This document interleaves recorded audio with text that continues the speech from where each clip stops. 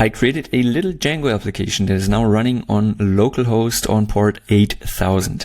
Let me show you how you can package this application in a Docker container and how you can deploy it on the internet. I'm in the code editor right here. As you can see, the Python application is running. So in order to get this wrapped in a Docker container, what we can do, I will exit the application right here. I will deactivate the virtual environment, and then we can use docker init in order to initialize a new Docker project. Now, before we can use this command, we need to make sure we have Docker Desktop installed and running on our system. So if you haven't done so already, go over to docker.com and look for Docker Desktop and install it on your machine. I have it running already, so I can use the command in the terminal. And now it's going to guide me through a little setup. What application platform does your project use? Python. This is correctly detected, also the Python version. If you are using a different version, mine is set to 3.11.6, go with the version that you use for developing your application. But in my case, it's correct, and I also want to keep the port. But the run command is a little bit wrong because the docker init tried to pull it from this .vn folder, but we don't want to do that. So I will just modify it. I will copy the command, paste it in right here, and then instead of pointing to this vn folder, I will use the my project folder. In your case, go with the path to the wsgi file, wherever that is located in your project. In my case, it's under my project, wsgi. And then I hit enter, and it created 3 different files in my project. We have a Docker file, a docker ignore, and a compose.yaml file. The Docker file contains instructions to set up the environment for our Python application. We are starting from a Python base image, and then we will add a bunch of environment variables. We will change the directory and run a bunch of commands. And each of these commands, it is explained within these comments right here. If you're using the docker init script, then you will get these comments that are explaining each of the commands. And you can also take a look right here on this little link to the Docker documentation, and you will find the commands explained in detail. As you can see, it's only a handful of commands, so you can quickly get to know them all and start writing your own Docker files from scratch. The second file that gets created is a docker ignore, and this is similar to a git ignore file. If we go back to the Docker file, we can see instructions like copy, for example. And this command copies everything we have right here into our container. Sometimes we want to make sure that we don't copy sensitive files like environment variables or whatever. And for that, we can define a docker ignore, which means keep these files out of the container, basically. And the last file that was created is this compose.yaml file. While the Docker file contains the instructions how to build our Python application, the compose file contains instructions how to run this Docker image. And we can define one compose file from multiple services. In this case, it only has one service called server right here. We are pointing to the current directory for our build.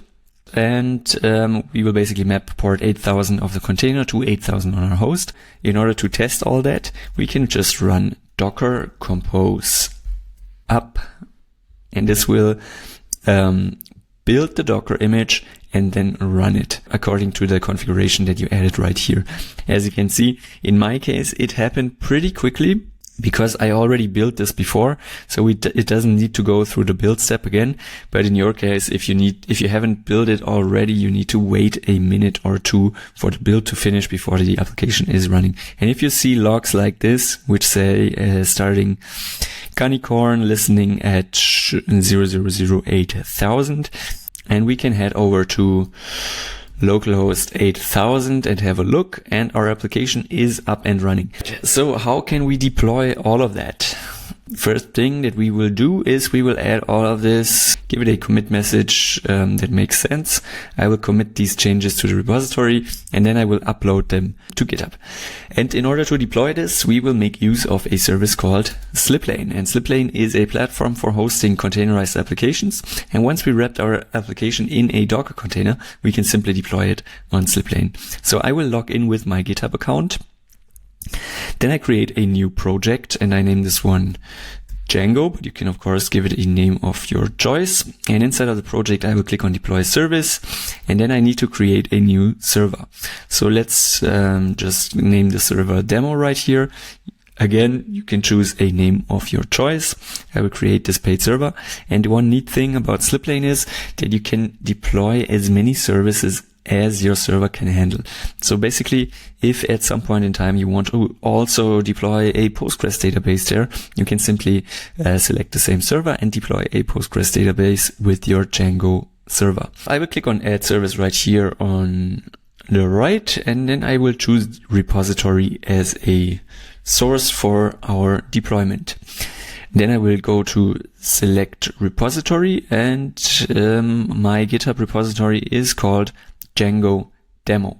So I will just copy that name right here, and I will look for Django demo in the list. And if it doesn't show up in the list, one thing you need to do is you will need to make sure that Sliplane has access to your GitHub repository. So I will click on configure repository access, and I will scroll down a little bit, and right here it is selected to only select repositories, and only one repository is selected. So I will click on it, and then I will search for Django demo, which is the repository that we created for this demo project, and then I click save in order to update the permissions. And after refreshing the list right here, it will show up in this drop down.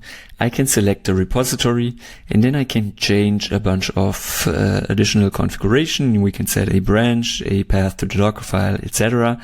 Make sure it is public service so we can access it over HTTP. And apart from that, that's all of the configuration that we will add. I will click on deploy, and then we will wait for the deploy to finish. Okay, great. So the deploy went through. We are now able to access our service by clicking on this little arrow right here. And as you can see, we are hooked up with this domain, and it's running under HTTPS. We are getting an error, bad request 400. And the reason for that is that when we created this little demo project, I will jump back into the editor and I will show you the settings.py file. Right here, I am defining a list of allowed hosts. And this one right here, it is only allowing localhost and 127.0.0.1 if no other environment variable is specified. But what we can do is, I will go back into the Sliplane project. I will click on my service, and if we scroll down a little bit, we can find the environment variables. And right here, I can add a list of allowed hosts, and I can write a $Sliplane domain in order to use this public domain that we get from Sliplane and add it to our environment variables. And if we save this, you can see that a new deploy will be triggered automatically.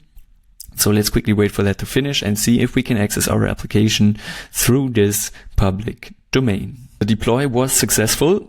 So let's go back to our domain, and then I will click on refresh. As you can see, the deploy is working. We are now accessing our Django application through this public domain.